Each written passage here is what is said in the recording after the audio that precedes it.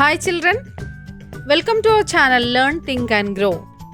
1 മുതൽ 7 വരെയുള്ള ക്ലാസ്സുകളുടെ വീഡിയോകൾ നമ്മുടെ ചാനലിൽ അപ്ലോഡ് ചെയ്യുന്നുണ്ട്. ഓരോ ക്ലാസ്സുകളുടെയും വീഡിയോകൾ ചാനൽ പ്ലേലിസ്റ്റിൽ അവൈലബിൾ ആണ്. ഓരോ ക്ലാസ്സുകളുടെയും പ്ലേലിസ്റ്റ് ലിങ്കുകൾ വീഡിയോയുടെ താഴെ ഡിസ്ക്രിപ്ഷൻ ബോക്സിൽ നൽകിയിട്ടുണ്ട്. ഡിസ്ക്രിപ്ഷൻ ബോക്സിൽ ചാനലിൻ്റെ ഇമെയിൽ ഐഡിയും വാട്സാപ്പ് നമ്പറും കൊടുത്തിട്ടുണ്ട്. ഏതെങ്കിലും ക്ലാസ്സുകൾ ലഭിക്കുന്നില്ല എങ്കിൽ വാട്സാപ്പിൽ കോൺടാക്ട് ചെയ്യാവുന്നതാണ്. ഇനി നമുക്ക് വീഡിയോയിലേക്ക് പോകാം.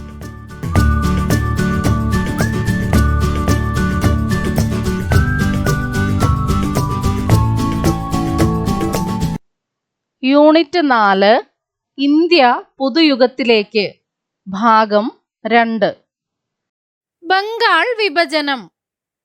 ഭിന്നിപ്പിച്ചു ഭരിക്കുക എന്ന ബ്രിട്ടീഷ് തന്ത്രത്തിന്റെ ഭാഗമായിട്ടാണ് ബംഗാൾ വിഭജനം നടന്നത്.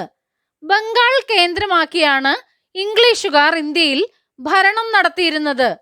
വിവിധ ജനവിഭാഗങ്ങളിൽപ്പെട്ട ഇവിടുത്തെ ജനങ്ങൾ സഹോദരന്മാരെ പോലെയാണ് കഴിഞ്ഞിരുന്നത്. ബ്രിട്ടീഷ് ഗവൺമെന്റിന്റെ നയങ്ങളെ എതിർക്കുന്ന ധാരാളം പ്രവർത്തനങ്ങളും അവർ നടത്തിയിരുന്നു. ഒന്നിച്ചു നിൽക്കുന്ന ബംഗാൾ ഒരു ശക്തിയാണ്. ബംഗാളിനെ വിഭജിച്ചാൽ ശക്തി കുറയും. നമ്മുടെ ഭരണത്തെ എതിർക്കുന്നവരുടെ കരുത്ത് ചോർന്നു പോകും. 1904 ബ്രിട്ടീഷ് ഇന്ത്യയിലെ ആഭ്യന്തര സെക്രട്ടറി ആയിരുന്ന റിസ്ലെ ബംഗാളിൽ നിലനിന്നിരുന്ന ജനതയുടെ ഐക്യത്തെക്കുറിച്ച് ഇപ്രകാരം നിരീക്ഷിച്ചു. ബ്രിട്ടീഷുകാർ എന്താണ് മനസ്സിലാക്കിയിരുന്നത്? ഒന്നിച്ചു നിന്നാൽ ബംഗാൾ ഒരു ശക്തിയാണ്. ബംഗാളിനെ വിഭജിച്ചാൽ ആ ശക്തി കുറയും. ബ്രിട്ടീഷ് ഭരണത്തെ എതിർക്കുന്നവരുടെ കരുത്തും ചോർന്നു പോകും. അതുകൊണ്ട് അവർ ബംഗാളിനെ വിഭജിക്കാൻ തീരുമാനിച്ചു. ബ്രിട്ടീഷ് ഭരണത്തിനെതിരായി ഉയർന്നു വരുന്ന ശക്തിയായാണ് ബംഗാളിനെ അധികാരികൾ കണ്ടത്. ഈ സാഹചര്യത്തിൽ വൈസ്രോയിയായ കഴ്സൺ പ്രഭു 1905 ബംഗാളിനെ 2 വിഭജിച്ചു. ദേശീയ പത്രങ്ങളും കവികളും സാമൂഹ്യ പ്രവർത്തകരും ബംഗാൾ വിഭജനത്തെ എതിർത്തു. മഹാകവി രവീന്ദ്രനാഥ ടാഗോർ ബംഗാൾ വിഭജനത്തിനെതിരായ ദേശീയ നിലപാട് ഇങ്ങനെ വ്യക്തമാക്കി: പശ്ചിമ ബംഗാളും പൂർവ്വ ബംഗാളും ഒരു ഹൃദയത്തിന്റെ 2 അറകളാണ്. ഗംഗയും ബ്രഹ്മപുത്രയും ആശ്ലേഷിക്കുന്നതും ഫലഭൂയിഷ്ഠമാക്കുന്നതുമായ 2 അറകളാണിത്. ഈ അറകളിൽ നിന്നുത്ഭവിക്കുന്ന ചുടുരക്തമാണ് ബംഗാളികളുടെ സിരകളിലൂടെ ഒഴുകുന്നത്. ബംഗാളിനെ വിഭജിക്കാൻ ബ്രിട്ടീഷുകാരെ പ്രേരിപ്പിച്ച ഘടകങ്ങൾ എന്തെല്ലാമായിരുന്നു? എന്തായിരുന്നു? ഒന്നിച്ചു നിൽക്കുന്ന ബംഗാൾ ഒരു ശക്തിയാണ്. ബംഗാളിനെ വിഭജിച്ചാൽ ശക്തി കുറയും. ബ്രിട്ടീഷ് ഭരണത്തെ എതിർക്കുന്നവരുടെ കരുത്തു ചോർന്നു പോകും. ഇക്കാരണം കൊണ്ടാണ് ബ്രിട്ടീഷുകാർ ബംഗാളിനെ വിഭജിച്ചത്. ബംഗാൾ ജ്വലിക്കുന്നു. വിഭജനത്തിനെതിരായ സമരം ബംഗാളിനെ ഇളക്കിമറിച്ചു. ഏതെല്ലാം രീതിയിലാണ് ബംഗാൾ വിഭജനത്തിനെതിരായി അവർ പ്രതികരിച്ചത്? പ്രതിഷേധ യോഗങ്ങൾ സംഘടിപ്പിച്ചു. വിദേശ വസ്തുക്കൾ വിൽക്കുന്ന കടകൾ ഉപരോധിച്ചു. വിദേശ വസ്ത്രങ്ങൾ തീയിട്ട് നശിപ്പിച്ചു. സ്വദേശി ഉൽപ്പന്നങ്ങളുടെ ഉപയോഗത്തിന് പ്രേരിപ്പിച്ചു. ഇംഗ്ലീഷുകാർക്കെതിരെ പ്രകടനങ്ങളും പൊതുയോഗങ്ങളും സംഘടിപ്പിച്ചു. സ്വദേശി ഉൽപ്പന്നങ്ങൾ ഉപയോഗിക്കുക, വിദേശ ഉൽപ്പന്നങ്ങൾ ബഹിഷ്കരിക്കുക എന്നത് ബംഗാൾ വിഭജന വിരുദ്ധ സമരത്തിന്റെ പ്രധാന മുദ്രാവാക്യമായിരുന്നു. ഇപ്രകാരം വിദേശ നിർമ്മിത പഞ്ചസാരയിട്ട ചായ നൽകി വിരുന്നുകാരെ സൽക്കരിക്കുന്ന വിവാഹങ്ങൾ ബഹിഷ്കരിക്കാൻ പോലും ആഹ്വാനമുണ്ടായിരുന്നു. പഞ്ചസാരയ്ക്ക് പകരം ശർക്കരയായിരുന്നു ദേശീയവാദികൾ പ്രോത്സാഹിപ്പിച്ചിരുന്നത്. വളരെ ശക്തമായ രീതിയിൽ തന്നെ ബംഗാളിലെ ജനങ്ങൾ ബംഗാൾ വിഭജനത്തിനെതിരായി പ്രതിഷേധിച്ചു. സമരത്തിന്റെ തീഷ്ണത മനസ്സിലാക്കിയ ഗവൺമെന്റിന് ബംഗാൾ വിഭജന തീരുമാനം പിൻവലിക്കേണ്ടി വന്നു. മിതവാദ കാലഘട്ടത്തിലെ ദേശീയ സമരങ്ങളിൽ നിന്ന് ബംഗാൾ വിഭജന വിരുദ്ധ സമരങ്ങൾ എങ്ങനെ വ്യത്യാസപ്പെട്ടിരിക്കുന്നു? മിതവാദ കാലഘട്ടത്തിൽ എങ്ങനെയായിരുന്നു? ബ്രിട്ടനെ അവർ നേരിട്ട് എതിർത്തിരുന്നില്ല. അവരുടെ പ്രവർത്തന രീതി ഭരണഘടനാപരമായ പ്രക്ഷോഭമായിരുന്നു. നിയമത്തിന്റെ 4 അതിരുകൾക്കകത്ത് നിന്നുകൊണ്ട് മാത്രമേ അവർ പ്രവർത്തിച്ചിരുന്നുള്ളൂ. പൊതുജനാഭിപ്രായങ്ങൾ സ്വീകരിച്ച് നിവേദനങ്ങളിലൂടെയും മീറ്റിംഗ്, പ്രസംഗം എന്നിവയിലൂടെയും ലക്ഷ്യങ്ങൾ നേടാനാണ് അവർ ശ്രമിച്ചത്. അതിനാൽ ഈ കാലത്ത് ഇന്ത്യൻ നാഷണൽ കോൺഗ്രസിന് ബഹുജന അടിത്തറ ഉണ്ടായിരുന്നില്ല. വിദ്യാഭ്യാസമുള്ളവരിൽ മാത്രം അത് ഒതുങ്ങി നിന്നു. എന്നാൽ ബംഗാൾ വിഭജന വിരുദ്ധ സമരം എപ്രകാരമായിരുന്നു? അവർ പ്രതിഷേധ യോഗങ്ങൾ സംഘടിപ്പിച്ചു. വിദേശ വസ്തുക്കൾ വിൽക്കുന്ന കടകളെല്ലാം ഉപരോധിക്കുകയും വിദേശ വസ്ത്രങ്ങൾ തീയിട്ട് നശിപ്പിക്കുകയും ചെയ്തു. സ്വദേശി ഉൽപ്പന്നങ്ങളുടെ ഉപയോഗത്തിനായി പ്രേരിപ്പിച്ചു. ഇംഗ്ലീഷുകാർക്കെതിരെ പ്രകടനങ്ങളും പൊതുയോഗങ്ങളും സംഘടിപ്പിച്ചു. സ്വദേശി ഉൽപ്പന്നങ്ങൾ ഉപയോഗിക്കുക, വിദേശ ഉൽപ്പന്നങ്ങൾ ബഹിഷ്കരിക്കുക എന്നത് ബംഗാൾ വിഭജന വിരുദ്ധ സമരത്തിന്റെ പ്രധാന മുദ്രാവാക്യമായിരുന്നു. സ്വാതന്ത്ര്യം എന്റെ ജന്മാവകാശം. ബംഗാൾ വിഭജനവും തുടർന്നുണ്ടായ സമരങ്ങളും ദേശീയ പ്രസ്ഥാനത്തെ പുതിയൊരു ഘട്ടത്തിലേക്ക് നയിച്ചു. ഈ കാലഘട്ടം തീവ്ര ദേശീയതയുടെ കാലഘട്ടമെന്ന് അറിയപ്പെടുന്നു. ബാലഗംഗാധര തിലക്, ബിപിൻ ചന്ദ്രപാൽ, ലാലാ ലജ്പത് റായ് എന്നിവരായിരുന്നു ഇതിന്റെ പ്രധാന നേതാക്കൾ. ലാൽ പാൽ ബാൽ കൂട്ടുകെട്ട് എന്നാണ് ഇവർ അറിയപ്പെട്ടിരുന്നത്. ആരൊക്കെയായിരുന്നു? ബിപിൻ ചന്ദ്രപാൽ, ലാലാ ലജ്പത് റായ്, ബാലഗംഗാധര തിലക്. ഇവരറിയപ്പെട്ടിരുന്നത് ലാൽ പാൽ ബാൽ കൂട്ടുകെട്ട് എന്നായിരുന്നു. തീവ്രദേശീയവാദികളായ ഇവരുടെ പ്രവർത്തനങ്ങൾ ദേശീയ ശ്രദ്ധ ആകർഷിക്കുകയും ജനതയെ പ്രചോദിപ്പിക്കുകയും ചെയ്തു. ബാലഗംഗാധര തിലക് തീവ്രദേശീയതയുടെ മുഖ്യ വക്താവായിരുന്നു. ലോകമാന്യ എന്ന് ജനങ്ങൾ ആദരവോടെ അദ്ദേഹത്തെ വിളിച്ചു. അദ്ദേഹം ആരംഭിച്ച 2 പത്രങ്ങളാണ് മറാത്തയും കേസരിയും. സ്വാതന്ത്ര്യം എന്റെ ജന്മാവകാശമാണ്, ഞാനത് നേടുക തന്നെ ചെയ്യും എന്നത് തിലകിന്റെ പ്രസിദ്ധമായ പ്രഖ്യാപനമാണ്. തീവ്രദേശീയതയുടെ മുഖ്യ വക്താവാരായിരുന്നു? ബാലഗംഗാധര തിലക്. അദ്ദേഹം അറിയപ്പെട്ടിരുന്നത് എങ്ങനെയാണ്? ലോകമാന്യ.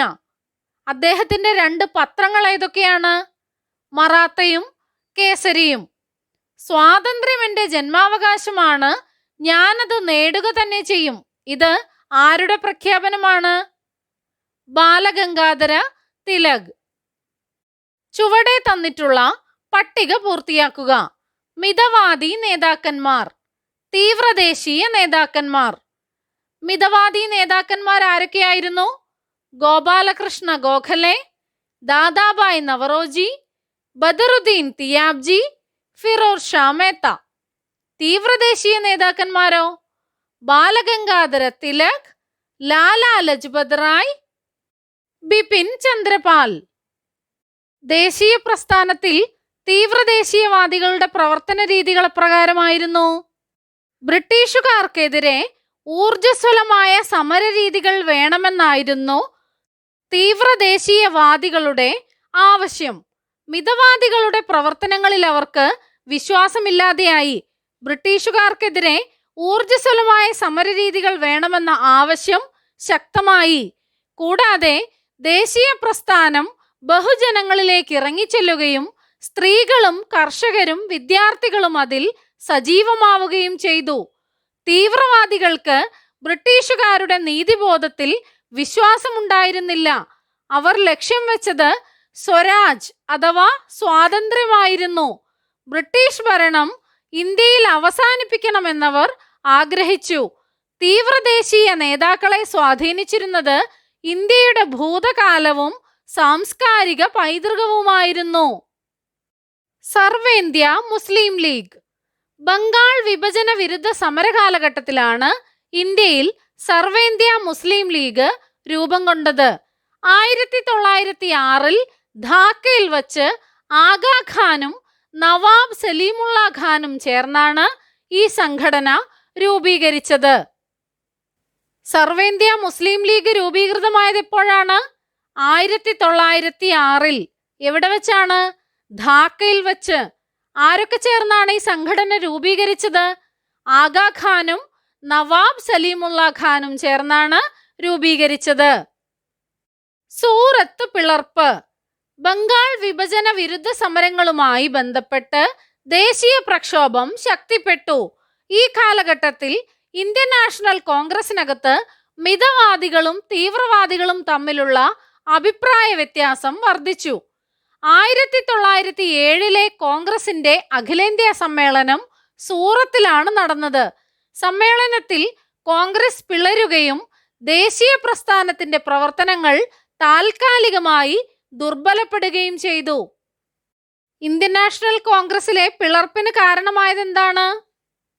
മിതവാദികളുടെയും തീവ്രവാദികളുടെയും പ്രവർത്തനങ്ങളും ആശയങ്ങളും പരസ്പരം വ്യത്യാസങ്ങളായതാണ് കോൺഗ്രസിനെ പിളർപ്പിലേക്ക് നയിച്ചത്. ഹോം റൂൾ പ്രസ്ഥാനങ്ങൾ. ഒന്നാം ലോകയുദ്ധാനന്തരം ഇന്ത്യക്ക് സ്വയം ഭരണം നൽകുമെന്ന പ്രതീക്ഷയിൽ കോൺഗ്രസ് യുദ്ധത്തിൽ ബ്രിട്ടനെ പിന്തുണച്ചു. ഈ സമയത്ത് ഇന്ത്യൻ ദേശീയ പ്രസ്ഥാനത്തെ സജീവമാക്കി നിലനിർത്തിയത് ബാലഗംഗാധര തിലകും ആനി ബസന്റും ആരംഭിച്ച ഹോം റൂൾ പ്രസ്ഥാനങ്ങളായിരുന്നു. ഇന്ത്യൻ സംസ്കാരത്തിൽ ആകൃഷ്ടയായി 1893 ഇന്ത്യൻ പൗരത്വം സ്വീകരിച്ച ഐറിഷ് വനിതയാണ് ആനി ബസന്റ്. 1916 ഹോം റൂൾ ആരംഭിച്ചു. 1914 ഒന്നാം ലോകയുദ്ധം ആരംഭിച്ചത്. ഇന്ത്യ ബ്രിട്ടന്റെ ഭാഗത്താണെന്ന് ഏകപക്ഷീയമായി ബ്രിട്ടൻ പ്രഖ്യാപിച്ചു. ഈ സമയത്ത് ഇന്ത്യക്കാർക്ക് ബ്രിട്ടീഷുകാരിൽ നിന്ന് ഭരണപരമായ ആനുകൂല്യങ്ങൾ നേടിയെടുക്കുന്നതിനു വേണ്ടി ബാലഗംഗാധര തിലകൻ പൂന കേന്ദ്രീകരിച്ചും ആനി ബസന്റ് മദ്രാസ് കേന്ദ്രീകരിച്ചും ഹോം റൂൾ പ്രസ്ഥാനങ്ങൾ ആരംഭിച്ചു. ഹോം റൂൾ എന്ന പദം അയർലൻഡിലെ ദേശീയ പ്രസ്ഥാനത്തിൽ നിന്നും കടമെടുത്തതാണ്. ഒന്നാം ലോകയുദ്ധ കാലഘട്ടത്തിൽ ഇന്ത്യൻ ദേശീയ പ്രസ്ഥാനത്തെ സജീവമാക്കി നിലനിർത്തിയത് ഹോം റൂൾ പ്രസ്ഥാനങ്ങളായിരുന്നു. ലക്നൗ സന്ധി. ഹോം റൂൾ പ്രസ്ഥാനം സജീവമായി നിൽക്കുന്ന സമയത്താണ് 1916 ഇന്ത്യൻ നാഷണൽ കോൺഗ്രസിന്റെ ലക്നൗ സമ്മേളനം നടന്നത്. സൂറത്ത് സമ്മേളനത്തിൽ വഴിപിരിഞ്ഞു പോയ മിതവാദികളും തീവ്രദേശീയവാദികളും ഒന്നിച്ചു പ്രവർത്തിക്കാൻ തീരുമാനിച്ചു. കൂടാതെ സർവേന്ത്യാ മുസ്ലിം ലീഗുമായി സഹകരിച്ച് ബ്രിട്ടീഷ് വിരുദ്ധ സമരങ്ങൾ സംഘടിപ്പിക്കാനും തീരുമാനിച്ചു. 1907 സൂററ്റിൽ വെച്ച് നടന്ന സമ്മേളനത്തിലാണ് മിതവാദികളും തീവ്രവാദികളും രണ്ടായി പിരിഞ്ഞത്. അവർ പിന്നീട് ഒന്നിക്കുന്ന സമ്മേളനമായിരുന്നു 1916 ലക്നൌവിൽ നടന്ന ഇന്ത്യൻ നാഷണൽ കോൺഗ്രസിന്റെ സമ്മേളനം. അവർ ഒന്നിച്ചു പ്രവർത്തിക്കാൻ തീരുമാനിക്കുകയും സർവേന്ത്യാ മുസ്ലിം ലീഗുമായി സഹകരിച്ച് ബ്രിട്ടീഷ് വിരുദ്ധ സമരങ്ങൾ സംഘടിപ്പിക്കാനും തീരുമാനിച്ചു.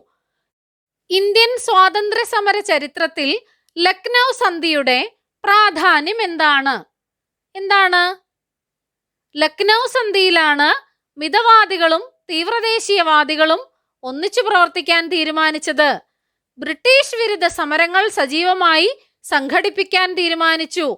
ഇന്ത്യൻ നാഷണൽ കോൺഗ്രസും സർവേന്ത്യാ മുസ്ലിം ലീഗും ബ്രിട്ടീഷുകാർക്കെതിരെ യോജിച്ച് പ്രവർത്തിക്കാനും തീരുമാനിച്ചു. വിലയിരുത്താം.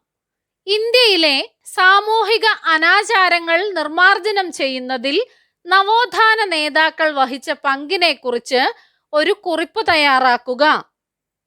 ഏതൊക്കെ നവോത്ഥാന നേതാക്കളെ കുറിച്ചാണ് നമ്മൾ ഈ പാഠത്തിൽ പഠിച്ചത്?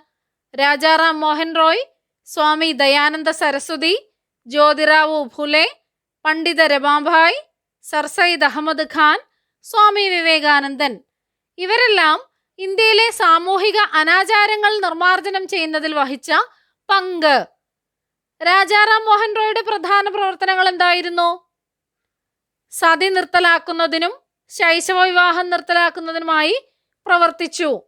സ്വാമി ദയാനന്ദ സരസ്വതിയോ ജാതി വ്യവസ്ഥയെയും വിഗ്രഹാരാധനയെയും എതിർത്തു. ജ്യോതിറാവു ഫുലെ വിധവാ വിവാഹത്തെ പ്രോത്സാഹിപ്പിച്ചു, ജാതി വ്യവസ്ഥയെ എതിർത്തു, അധസ്ഥിത വിഭാഗങ്ങളുടെയും സ്ത്രീകളുടെയും വിദ്യാഭ്യാസം പ്രോത്സാഹിപ്പിച്ചു.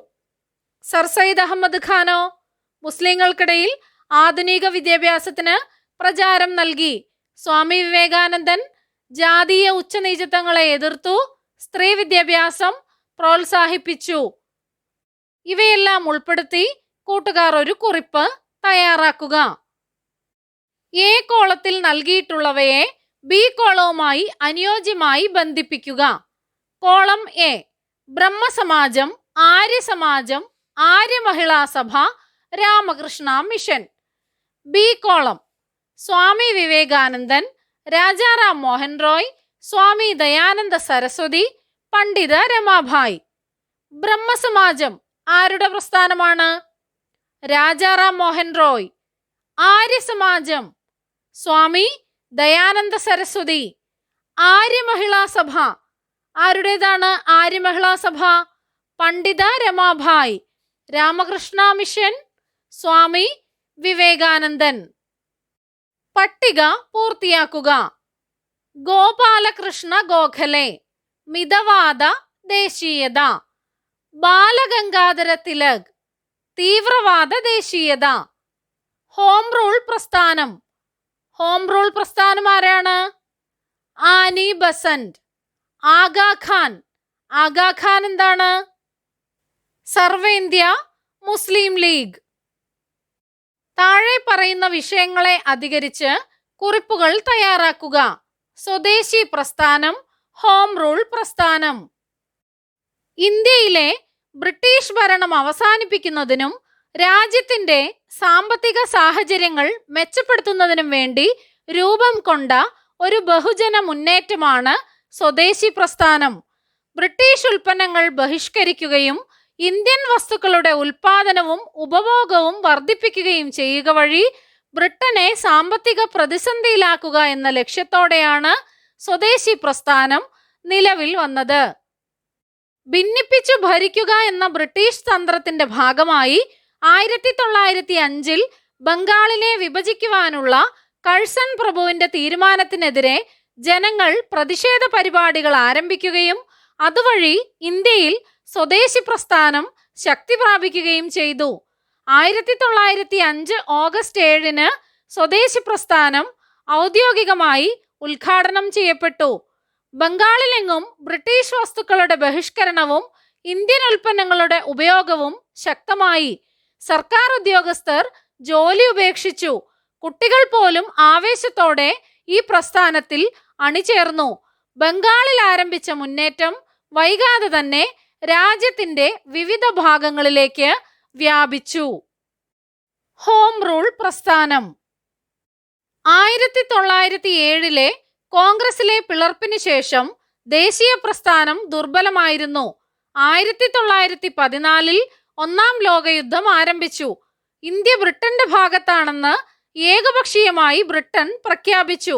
ഈ സമയത്ത് ഇന്ത്യക്കാർക്ക് ബ്രിട്ടീഷുകാരിൽ നിന്ന് ഭരണപരമായ ആനുകൂല്യങ്ങൾ നേടിയെടുക്കുന്നതിന് വേണ്ടി ബാലഗംഗാധര തിലകൻ പൂന കേന്ദ്രീകരിച്ചും ആനി ബസന്റ് മദ്രാസ് കേന്ദ്രീകരിച്ചും ഹോം റൂൾ പ്രസ്ഥാനങ്ങൾ ആരംഭിച്ചു. ഹോം റൂൾ എന്ന പദം അയർലൻഡിലെ ദേശീയ പ്രസ്ഥാനത്തിൽ നിന്നും കടമെടുത്തതാണ്. ഒന്നാം ലോകയുദ്ധ കാലഘട്ടത്തിൽ ഇന്ത്യൻ ദേശീയ പ്രസ്ഥാനത്തെ സജീവമാക്കി നിലനിർത്തിയത് ഹോം റൂൾ പ്രസ്ഥാനങ്ങളായിരുന്നു.